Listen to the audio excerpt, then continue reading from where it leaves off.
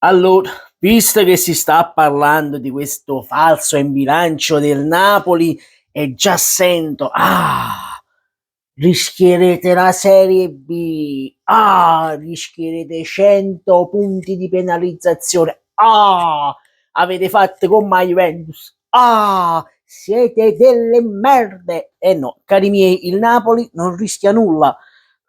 Quindi andiamo a chiudere subito questa vicenda. Il Napoli non rischia nulla, ma boh, né punti di penalizzazione e né altro. Perché vi dico questo?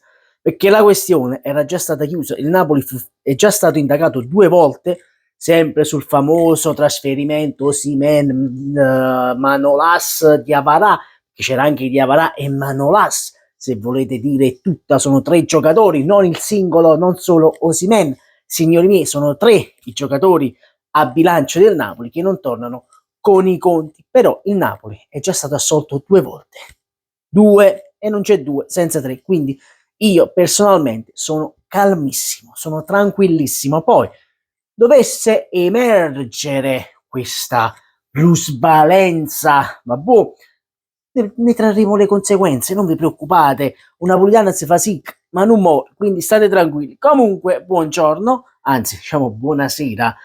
Qua è buio perché naturalmente ho la tenda abbassata e quindi perciò è tutto buio. Comunque fuori oggi c'è stato un tempo di merda qui da noi. Comunque, a parte questo, allora andiamo a ripercorrere quella che è stata la giornata, perché è iniziato alle 10:30 questo processo contro il Napoli, e andiamo a leggere cosa scrive Sky Sport con tutti gli aggiornamenti proprio inerenti alla vicenda plusvalenze.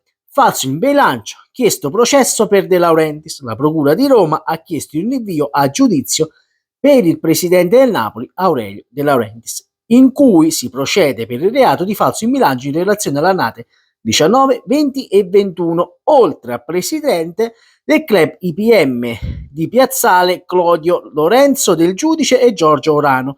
Chiedono il processo per la società calcistica e per il braccio destro del padron Andrea Chiavelli. Al centro del procedimento presunte plusvalenze fittizie nella compravendita dalla Roma del difensore Costas Manolas nell'estate del 2019 e l'acquisto dell'attaccante Victor Osimhen della squadra francese del Lille, e questo già lo sapevamo. Allora, legale Aurelio De Laurentiis, assolutamente estraneo a contestazioni.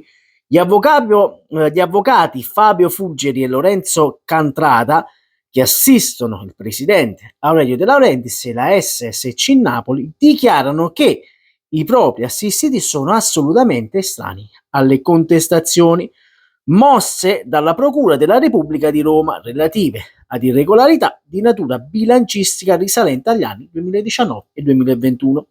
Per i legali appare incomprensibile la decisione di procedere anche nei confronti della SSC Napoli, considerando che agli atti risultano depositati pareri redativi da consulenti tecnici e da enti terzi, assomine, questo ente terzo, che dimostrano in modo incontrovertibile che il Napoli abbia agito in modo legittimo e rispettoso dei principi contabili italiani. Siamo estranei e convinti che il procedimento si concluderà positivamente. Quindi già l'avvocato di Aurelio De Laurentiis ha già cacciato fuori qualche altra cosa. Dice: noi ci siamo mossi nel completo, come vi posso dire, nella completa onestà della Lega Serie A. Addirittura abbiamo consulenti extra, ovvero assomine, che dimostrano in modo incontrovertibile, chi da morto quando scrivono queste parole lunghissime, che il Napoli abbia agito in modo sincero. Poi andiamo alle 13:12 perché ci è arrivato quest'altro aggiornamento. Su cosa si concentrerà l'indagine della Procura di Roma? L'indagine si concentrerà sulle presunte plusvalenze fittizie, operazioni di mercato relative allo scambio Manolas e Diawara nell'estate del 2019 e anche dall'acquisto di Osimhen dal Lille, con il trasferimento in Francia e di altri 3 giocatori calciatori valutati complessivamente 20 milioni. Scusatemi una cosa, ma l'Inter può vendere Casadei a 20 milioni quando non ha ancora fatto una presenza, e il Napoli non può vendere 3 Primavera facendo un introito di 20 milioni? sia Karnesis. Attenzione, Karnesis era titolare in Serie A, quindi 3 più 1 sono 20 milioni. Vabbè. Comunque, l'indagine su Osimhen fu trasmessa dalla Procura di Napoli a quella di Roma nell'estate 2023. I legali di De Laurentiis hanno dichiarato il loro assistito e la società Napoli assolutamente estranei ai fatti. Ricordiamo che dal punto di vista sportivo il caso Osimhen è già stato archiviato. Ripeto insieme a me, il caso Osimhen è già stato archiviato. Quindi su cosa mi viene a fare la multa? Sull'asse Manolas di Avalà? Per un giocatore allora a questo punto? Perché se Osimhen è già stata archiviata, significa che su Osimhen non c'era nulla di estraneo ai fatti. Poi, ore 16 e 18, Procura FIGC chiederà di nuovo atti ai PM. Come già detto, era già stato detto che Osimhen, la plusvalenza non c'era, quindi andava bene per loro, no?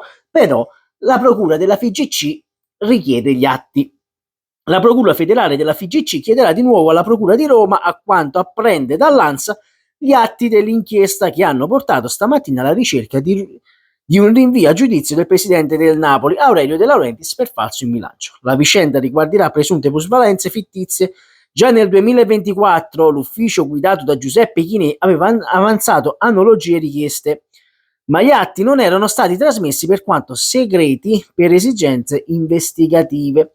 Quindi ragazzi, io ve l'ho già detto, io non sarò un avvocato, non sono un contabile, non sono un commercialista, io faccio pizzaiolo, però da quanto mi sembra aver capito, se la vicenda Osimhen era già stata archiviata, ovvero Napoli non aveva colpe sull'acquisto di Osimhen, era tutto regolare con tutte le cose, voi ora volete riaprire le indagini su cosa? Sul Manolas di Avarà? Sullo scambio Manolas di Avarà? Mi sembra un tutto alquanto molto ridicolo e io già vedo pagine extra Napoli che già danno il Napoli per morto. I ladri d'Italia. E poi quando vedi società che vendono giocatori che nemmeno hanno mai visto il campo della primavera, ma li vendi a 20 milioni, io vi ricordo la Juventus ha avuto penalizzazioni, ma perché? Perché fece quella stronzata di non mettere in archivio quelle plusvalenze che fece la Juventus. Addirittura c'era X uguale soldi, X uguale soldi. Cioè, se ne erano intascati un po' di più rispetto ad Aurelio De Laurentiis, e poi dobbiamo vedere se è vero. Poi bisogna vedere anche questo, se è vero, se non è vero. Quindi non è che io domani mi sveglio e dico Napoli 20 punti di penalizzazione perché lo scambio di Avarà, Manolas, non va buono. La Juventus la dovevano radiare che c'era più di 100 nomi, quindi non mi venite a dire cagate. Comunque fatemi sapere voi cosa ne pensate qui sotto nei commenti e stasera ci rivediamo per Juventus PSV, anzi PSV Eindhoven Juventus. Ciao a you. Vi ricordo, non sono un commercialista, faccio pizzaiolo. Questa è una mia opinione personale. Può essere giusto, può essere sbagliato, fatemelo sapere qui sotto. Ciao a you.